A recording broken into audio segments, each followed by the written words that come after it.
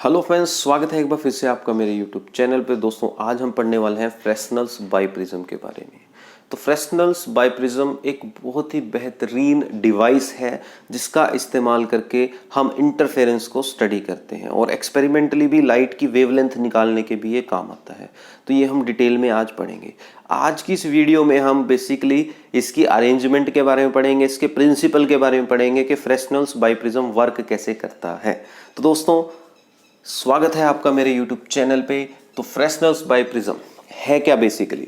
तो सबसे पहले तो आपको पता होना चाहिए इसके डेफिनेशन के है क्या है।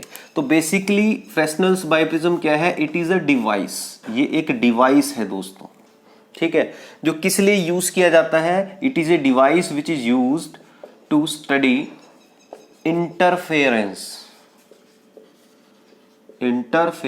ऑफ लाइट, जिसको यूज किया जाता है क्या स्टडी करने के लिए? लाइट के इंटरफेरेंस को स्टडी करने के लिए।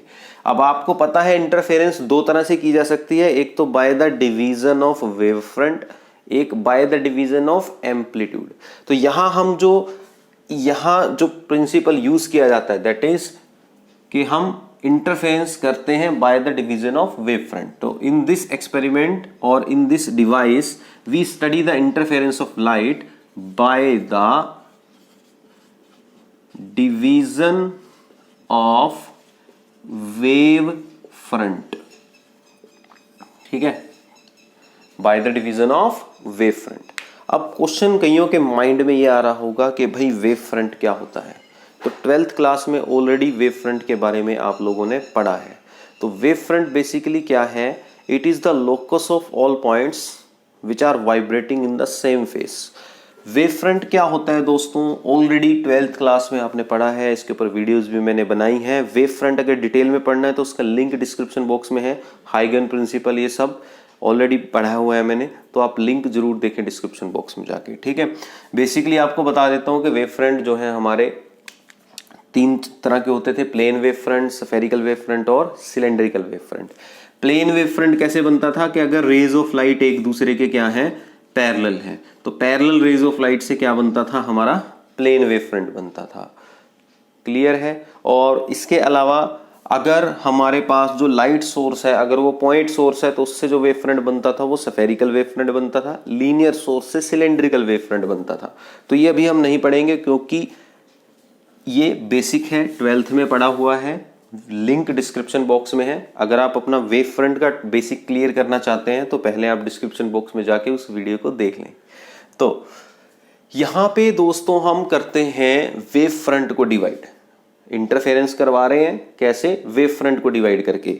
अब इसमें पजल होने की जरूरत नहीं है। वेव फ्रंट को डिवाइड करने का मतलब है कि लाइट का जो एम्पलीट्यूड है वो चेंज नहीं होगा। यहाँ पे लाइट की जो इंटेंसिटी है वो चेंज नहीं होगी। जब दो लाइट वेव्स में डिवाइड होगी तो लाइट की इंटेंसिटी चेंज नहीं होगी यहाँ पे, ठीक। तो जब समझाऊंगा अभी तो आपको क्रिस्टल क्लियर हो जाने वाली है हर चीज। तो फ्रेस्नेल बाइप्रिज्म है क्या, पहले तो ये समझिए। तो फ्रेस्नेल बाइप्रिज्म बनता कैसे है बच्चों? फ्रेस्नेल्स बाइप्रिज्म बनता है दो प्रिज्म्स का इस्तेमाल करके। हम दो एक्यूट एंगल प्रिज्म ले लेते हैं। क्या ले लेते हैं हम? Two acute angle prism. अब प्रिज्म तो सब समझते हो ना। प्रिज्म क्या होता है? एक ऐसा transparent material which is bounded by the refracting surfaces which are inclined to each other. सबने प्रिज्म कभी ना कभी देखा होगा, 12th में भी आपने प्रिज्म के बारे में पढ़ा है। इसका एक रिफ्रैक्टिंग सरफेस ये है, एक ये है जो एक दूसरे के साथ इंक्लाइंड है। इसे बोला जाता है एंगल ऑफ प्रिज्म, है ना। नॉर्मली प्रिज्म को हम ऐसे 3D में नहीं दिखाते। नॉर्मली अगर मुझे प्रिज्म को रिप्रेजेंट करना है तो मैं सिंपल एक ट्रायंगल से रिप्रेजेंट करता हूं, और ये यहां जो एंगल होता है ये कहलाता है हमारा एंगल ऑफ प्रिज्म। 12th में ऑलरेडी आप लोग पढ़ के आए हो। तो यहां पे बेसिकली क्या किया जाता है बच्चों? फ्रेस्नेल्स बाइप्रिज्म कैसे बनाया जाता है? दो acute angle.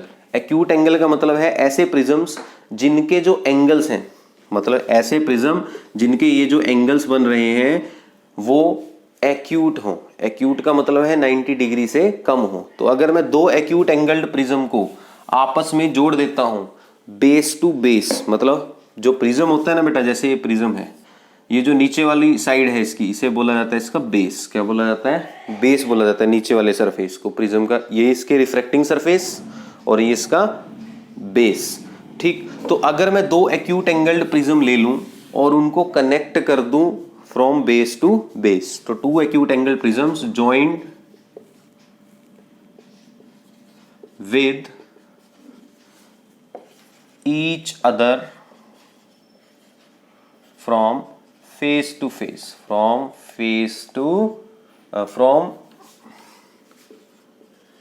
Base to base, कि अगर मैं दो एक्यूट एंगल प्रिज्म ले लूं और उनके बेसिस को आपस में कनेक्ट कर दूं। इसको समझो, देखो कैसे। इसको इस तरह से आप समझ सकते हो कि जैसे सपोज एक प्रिज्म मैंने ये ले लिया,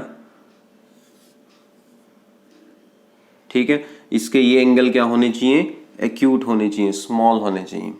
अब इसका बेस ये है, और ऐसी एक प्रिज्म सपोज मैंने ये ले लिया और ये इसका बेस है, तो इन दोनों प्रिज्म्स को मैंने आपस में जोड़ दिया है। आप समझ सकते हो, एक प्रिज्म ये था, एक नीचे वाला प्रिज्म था, दोनों को ऐसे जोड़ दिया तो क्या बन गया, फ्रेस्नेल्स बाइप्रिज्म बन गया। तो डेफिनेशन तो ये है बच्चों कि फ्रेस्नेल्स बाइप्रिज्म कैसे बनेगा, दो प्रिज्म्स को आपस में जोड़ के, ये ऊपर वाला प्रिज्म, ये नीचे वाला प्रिज्म, इनको इस तरह से जोड़ा कि बेस टू बेस कनेक्ट हुए, और यहाँ पे जो हमारा एंगल ऑफ प्रिज्म होगा वो एक्यूट होगा, क्योंकि हमने कहा है ना एक्यूट एंगल्ड प्रिज्म, ये एंगल कैसा होगा, एक्यूट। तो दो एक्यूट एंगल्ड प्रिज्म को हमने बेस टू बेस कनेक्ट कर दिया तो हमें क्या मिल जाएगा, फ्रेस्नेल्स बाइप्रिज्म। ये तो इसकी डेफिनेशन आती है, लेकिन नॉर्मली बच्चों जब हम फ्रेस्नेल्स बाइप्रिज्म बनाते हैं ना, जब इसको कंस्ट्रक्ट किया जाता है तो उसको एक ही प्रिज्म से बनाया जाता है। ऐसा नहीं होता कि हम अलग से दो प्रिज्म लेके चलते हैं फिर उनको जोड़ते हैं, ऐसा कुछ नहीं है, ठीक है ना। लेकिन जब हम प्रैक्टिकली फैक्ट्री में इसको बनाते हैं फ्रेस्नेल बाइप्रिज्म को, तो हम सिंपल एक ही प्रिज्म लेते हैं, और वो प्रिज्म ऐसा लेते हैं हम बच्चों सच दैट कि उस प्रिज्म का जो ये वाला एंगल है ये होता है 178 डिग्री, मतलब ऑब्ट्यूज एंगल, और ये एंगल अप्रोक्सीमेटली बहुत ही कम होते हैं 1 डिग्री। कितना होता है ये एंगल्स, 1 डिग्री के होते हैं। तो आई होप समझ में आया आपको।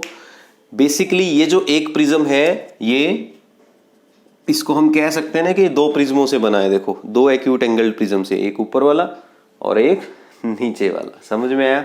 तो प्रैक्टिकली जब इसको बनाया जाता है तो हम सिंपल एक ही प्रिज्म ले लेते हैं सच दैट कि उस प्रिज्म का जो ये वाला एंगल है ये ऑब्ट्यूज होता है 178 डिग्री, बाकी के एंगल्स बहुत ही स्मॉल हैं, 1 डिग्री के हैं। क्लियर है। तो अब हम समझेंगे कि इसका वर्किंग क्या है, कैसे इसमें जो है वेव फ्रंट डिवाइड हो जाता है और हमें इंटरफेरेंस देखने को मिलता है। तो इसको मैं मिटा देता हूं। तो अब मैं आपको इसकी वर्किंग समझाने वाला हूं। बहुत ही आसान वर्किंग है, बुक से देखते हो बहुत मुश्किल लगती है, लेकिन मैं समझाऊंगा बहुत आसान लगेगी। देखो कैसे। अब आप लोगों को ये तो पता है ना कि इंटरफेरेंस के लिए हमें कम से कम 2 लाइट सोर्सेज चाहिए। इंटरफेरेंस के लिए कितने लाइट सोर्सेज चाहिए, 2, और वो 2 सोर्सेज कैसे होने चाहिए आपस में, कोहेरेंट, है ना। 2 सोर्सेज कैसे होने चाहिए, कोहेरेंट। और आपको पता है कोहेरेंट सोर्सेज क्या होते हैं, जो एक ही सोर्स से पैदा हुए हों, जिनका पेरेंट सोर्स सेम हो। Coherent sources are those sources whose parent source is same, single parent source. मतलब एक ही सोर्स ऑफ लाइट से मैं 2 सोर्स ऑफ लाइट प्रोड्यूस करूंगा, तभी वो कोहेरेंट होंगे। ठीक, कैसे प्रोड्यूस करूंगा वो देखेंगे। तो फ्रेस्नेल बाइप्रिज्म में कैसे हमें कोहेरेंट सोर्सेज मिलते हैं वो मैं आपको समझाऊंगा, और वो इंटरफेयर करते हैं। तो सपोज बच्चों ये हमारा फ्रेस्नेल का बाइप्रिज्म हो गया। ठीक है, ये हमने फ्रेस्नेल्स बाइप्रिज्म ले लिया ABC, और यहां पे बच्चों हमने रख दी स्क्रीन। अब आपको बस एक बात ध्यान रखनी है बच्चों कि इस प्रिज्म को इस तरह से रखना है यहाँ पे सच दैट कि इस प्रिज्म का जो ये बेस है BC, ये हमारा जो सोर्स होगा उसकी जो स्लिट होगी उसके पैरेलल होगा। तो यहां हमने एक स्लिट लगा दी S, तो ये हमारा एक सोर्स हो गया। अगर आप देखो ध्यान से तो ये जो हमारी स्लिट है और ये जो इसका बेस है, they should be parallel to, should नहीं must, they must be parallel to each other, तभी इंटरफेरेंस मिलेगी। क्लियर है। तो इस तरह से इसको एडजस्टमेंट करनी है आपने। स्लिट तो समझते हो ना, कि जैसे मान लिया ये कोई सोर्स ऑफ लाइट था जिसमें से लाइट वेव्स निकल रही थी। अब यहाँ पे अगर मैं एक स्लिट रख देता हूं तो ये एक पॉइंट सोर्स का काम करती है बेसिकली, ठीक है ना। स्लिट का क्या काम होता है, slit act as a point source. जैसे मान ले ये एक मेरे पास लैंप है, अब लैंप तो हर डायरेक्शन में लाइट भेजेगा, ठीक है, लेकिन मुझे चाहिए पॉइंट सोर्स चाहिए। क्या चाहिए मुझे, पॉइंट सोर्स। तो हम एक स्लिट इस्तेमाल करते हैं, मतलब हम क्या करते हैं, जैसे कार्डबोर्ड है, इसमें मैंने एक ऐसे एक होल कर दिया लीनियर, तो ये जो लीनियर होल मैंने किया है ये किसका काम, इसे क्या बोला जाता है, स्लिट। इसकी विड्थ बहुत कम रखी जाती है स्लिट की। फिर यहां से जो लाइट निकलेगी तो ये एक पॉइंट सोर्स की तरह एक्ट करेगा यहाँ पे। और कैसा वेव फ्रंट निकालेगा अपने अंदर से, सफेद सिलेंड्रिकल वेव फ्रंट। कैसा वेव फ्रंट निकालेगा, सिलेंड्रिकल, क्योंकि ये लीनियर सोर्स है। ये चीज समझ में आ रही है। तो सिंपल सी बात आपने ध्यान रखनी कि जो हमारी स्लिट है, मतलब जो सोर्स है यहाँ पे लिखा हुआ है, सोर्स की जो स्लिट है और जो बेस है, they should be parallel to each other. तो अभी के लिए यहाँ पे हमें स्लिट दिखाने की जरूरत नहीं है, तो मैं यहाँ सिंपली इसको एज ए सोर्स मान लेता हूँ कि ये हमारा सोर्स है, मतलब एक सिंगल स्लिट है जहां से लाइट आ रही है। अब कैसे इस एक सिंगल सोर्स से दो कोहेरेंट सोर्स बनेंगे, वो मेन है समझने वाली बात। तो देखो कैसे दो सोर्स बनेंगे। सपोज इससे एक लाइट रे इस प्रिज्म के अपर सरफेस पे जाती है। कहां जाती है, इस प्रिज्म के अपर सरफेस पे जाती है, ये ऐसे, ठीक है जी। कहां पे टकराइए, यहां पे। इस पॉइंट को नाम ले लो, सपोज आप डी पॉइंट मान लो, इसको क्या पॉइंट मान लो, डी। अब आपको पता है एयर से लाइट कहां जा रही है बच्चों, ग्लास में, मतलब रेयरर मीडियम से कहां जा रही है लाइट, डेंसर मीडियम में। हमने पढ़ा है यहाँ पे क्या होगी, रिफ्रैक्शन। क्या होगी यहाँ, रिफ्रैक्शन ऑफ लाइट।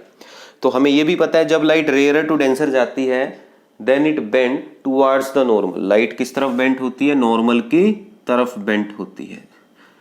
अगर मैं यहाँ नॉर्मल ड्रॉ कर दूं, इस सरफेस पे नॉर्मल यही बनेगा ना बेटा, ये सरफेस है तो नॉर्मल ऐसे जाएगा। ये हमारा एंगल ऑफ इंसिडेंस होने वाला है यहाँ पे, और लाइट जो है नॉर्मल की तरफ बेंट होगी इस तरह से, ठीक है। अब सपोज लाइट ऐसे बेंट हुई है, जरूरी नहीं है कि ऐसे नॉर्मली ही गिरे। मैंने मान लिया कि लाइट ऐसे बेंट हुई कि नॉर्मल गिरी सरफेस बीसी पे।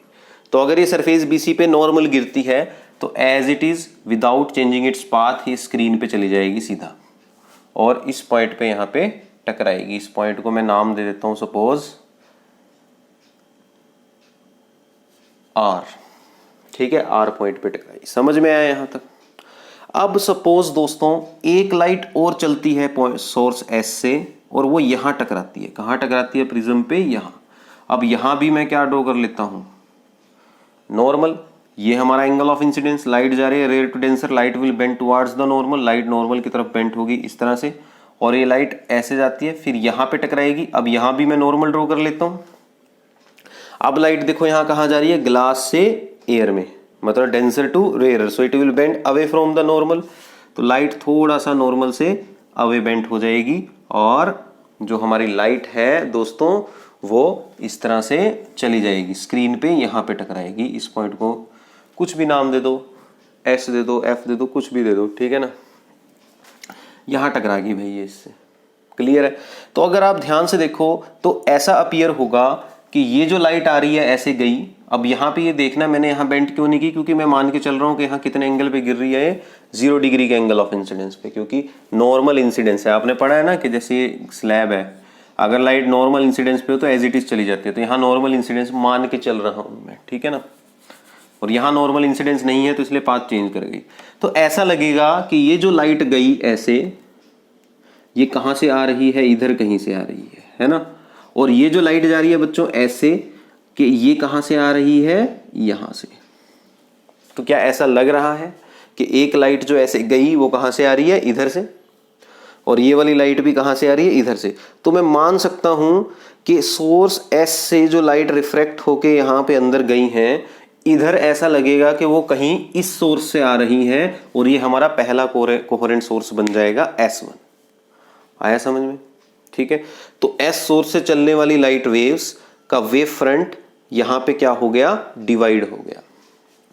कि देखो वेव फ्रंट डिवाइड होने का मतलब क्या है दोस्तों, कि एस सोर्स से वेव फ्रंट चलता है, रिफ्रैक्शन के बाद वो यहां अंदर एंटर करता है और ऐसे चला जाता है। हमें लगेगा वो कहां से आ रहा है, यहां से, ठीक है, क्लियर है। यहां तक समझ में आ गया कि जो लाइट वेव्स हैं, हमें ऐसा लग रहा है S1 सोर्स से आ रही है। ऐसी कुछ लाइट वेव्स हमें लगेगी कहां से आएंगी, किसी सोर्स S2 से आएंगी नीचे की तरफ। तो हमारी पहले सभी की सभी लाइट रेज S सोर्स से जा रही थी, लेकिन अब हमारी कुछ लाइट रेज S1 सोर्स से आ रही हैं। मतलब इतनी रेंज में जितनी भी लाइट वेव्स हैं, मतलब यहां से लेके यहां तक, ठीक है, यहां से लेके यहां तक इतनी रेंज में जितनी भी लाइट वेव्स हैं वो सभी कहां से आ रही होंगी, S1 सोर्स से। ठीक है। सिमिलरली सपोज एक लाइट इधर से जाती है ऐसे, फिर वो ऐसे जाती है, सेम जैसे मैंने आपको बताया नॉर्मल इंसिडेंस पे, और ऐसे निकल जाती है और यहाँ पॉइंट सपोज F पे गिरती है। सिमिलरली एक लाइट सपोज दोस्तों ऐसे जाती है यहाँ, फिर उसके बाद उसमें क्या होगी, रिफ्रैक्शन होगी। उसमें क्या होगी दोस्तों, रिफ्रैक्शन।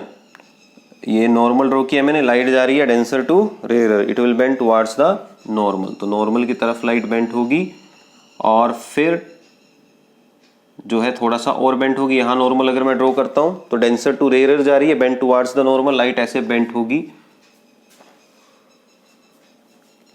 इस तरह से बेंड होगी और इधर जाएगी स्क्रीन के सामने। क्लियर है। और ऑब्जर्वर को लगेगा कि ये लाइट कहां से आ रही, इस पॉइंट से, और इधर से ये लाइट आ रही इस पॉइंट से। तो ये लाइट रेज यहां मिलती हुई नजर आ रही हैं। समझ रहे हो। जैसे यहां पे हुआ ना कि S सोर्स से हमने माना 2 लाइट वेव्स गई और ऐसा लग रहा है कि ये लाइट वेव्स S1 सोर्स से आ रही हैं। सिमिलरली S सोर्स से ही कुछ लाइट वेव्स इस तरफ गई और ऐसा लग रहा है वो सभी की सभी लाइट वेव्स कहां से आ रही हैं दोस्तों, यहां से। तो यहां हमें एक और सोर्स मिल गया S2। ये सभी वर्चुअल सोर्स हैं, जस्ट अपीयर हो रहा है हमें कि ये लाइट वेव्स यहां से और यहां से आ रही हैं। ये चीज समझ में आई। तो अब हमें मिल गए कोहेरेंट सोर्स, क्योंकि इनका पेरेंट सोर्स सेम है। ये जो सोर्सेज बने वर्चुअल सोर्सेज S1 और S2, ये बने किससे हैं बच्चों, हमारे parent single parent source S से बने हैं।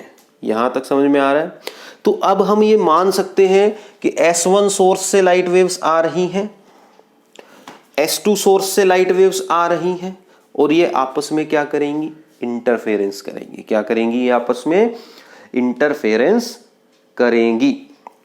ठीक है ना। इनमें क्या होगा, आपस में इंटरफेरेंस होगा और हमें क्या देखने को मिलेगा, फिर एक इंटरफेरेंस पैटर्न देखने को मिलेगा। क्या देखने को मिलेगा, स्क्रीन पे एक इंटरफेरेंस पैटर्न देखने को मिलेगा, क्योंकि S1 सोर्स से भी लाइट वेव्स आ रही, ठीक है, S2 सोर्स से भी लाइट वेव्स आ रही, और इतनी रीजन में अगर आप ध्यान से देखो ये लाइट वेव्स क्या करेंगी, एक दूसरे के साथ इंटरफेयर करेंगी। एक दूसरे के साथ क्या करेंगी, ये लाइट वेव्स इंटरफेयर करेंगी। इसको आप ये भी मान सकते हो ना, थोड़ा सा आप देख सकते हो कि इतनी रीजन में ये वेव्स क्या करेंगी, आपस में इंटरफेयर। और यहां हमें क्या मिलने वाला है, इंटरफेरेंस पैटर्न। इस पॉइंट से इस पॉइंट के बीच में आपको क्या मिलने वाला है बच्चों, इंटरफेरेंस पैटर्न मिलने वाला है। क्लियर है, समझ गए यहां तक। तो ये होता है आपका फ्रेस्नेल बाइप्रिज्म, और इस तरह से जो लाइट वेव्स हैं वो आपस में क्या करती हैं बच्चों, इंटरफेरेंस करती हैं। ठीक है। तो आई होप आपको समझ में आ गया होगा। तो जब ये लाइट वेव्स बच्चों इंटरफेयर करती हैं तो 2 तरह से इंटरफेरेंस होता है, कंस्ट्रक्टिव और डिस्ट्रक्टिव। तो आपको पता है कंस्ट्रक्टिव इंटरफेरेंस क्या है और डिस्ट्रक्टिव इंटरफेरेंस क्या है। और दूसरा आपने देखा ना, यहाँ वेव फ्रंट डिवाइड हुआ है, जैसा कि डेफिनेशन थी ना कि फ्रेस्नेल बाइप्रिज्म में इंटरफेरेंस होती है by the division of wave front. Division of wave front का मतलब ही यही है कि हमारी जो वेव्स है ना वो डिवाइड हो गई, नंबर ऑफ वेव्स, कि कुछ वेव्स S1 सोर्स से आ रही हैं, कुछ वेव्स S2 सोर्स से आ रही हैं। ठीक है। तो यहां पे फिर हमें इंटरफेरेंस मिलेगा इनका, और कंस्ट्रक्टिव इंटरफेरेंस के लिए क्या कंडीशन होगी बच्चों, कंस्ट्रक्टिव इंटरफेरेंस के लिए कंडीशन होगी कि हमारा पाथ डिफरेंस कितना होना चाहिए, n लैम्डा। तो जहां जहां भी S1 सोर्स और S2 सोर्स से आने वाली वेव्स का पाथ डिफरेंस n लैम्डा होगा, हमें मिलेगा कंस्ट्रक्टिव इंटरफेरेंस। और जहां जहां हमारा पाथ डिफरेंस कितना होगा, 2n + 1 लैम्डा बाय 2, तो वहां वहां हमें मिलेगा डिस्ट्रक्टिव इंटरफेरेंस। ठीक है बच्चों, जहां जहां पाथ डिफरेंस कितना होगा, 2n + 1 लैम्डा बाय 2, वहां हमें मिलने वाला है डिस्ट्रक्टिव इंटरफेरेंस। ठीक है। यानी कि जब पाथ डिफरेंस n लैम्डा होगा तो हमें ब्राइट फ्रिंज मिलेगी, जब 2n+1 लैम्डा बाय 2 होगा S1 और S2 सोर्स से आने वाली वेव्स के बीच का पाथ डिफरेंस, तब हमें डार्कनेस मिलेगी। तो इस तरह से हमें इक्वल विड्थ की डार्क और ब्राइट फ्रिंजेस देखने को मिलेंगी। तो ये था फ्रेस्नेल्स बाइप्रिज्म। आई होप आप लोगों को समझ में आ गया होगा। नेक्स्ट वीडियो जो मैं बनाऊंगा उसमें मैं इसका बेनिफिट बताऊंगा कि फ्रेस्नेल का जो एक्सपेरिमेंट है, जो डिवाइस है, इसका इस्तेमाल किया जाता है लाइट की वेवलेंथ निकालने के लिए। और एग्जाम में कई बार ये क्वेश्चन आता भी है कि how you can find out और how you can determine the wavelength of a given monochromatic light by using Fresnel biprism. तो वो सारा हम नेक्स्ट टाइम डिस्कस करेंगे कि उसके एक्सपेरिमेंटल अरेंजमेंट क्या है, सेटिंग कैसे की जाती है एक्सपेरिमेंट की, और वेवलेंथ को मेजर कैसे किया जाता है। ठीक है, तो ये सब हम नेक्स्ट टाइम जो है डिस्कस करेंगे। तो आज की वीडियो में इतना ही। उम्मीद है आप लोगों को समझ में आया होगा टॉपिक। तो अगर वीडियो अच्छी लगी तो लाइक ज़रूर करें, नए हो तो चैनल को सब्सक्राइब ज़रूर करें, कमेंट ज़रूर करें क्या अच्छा लगा। धन्यवाद।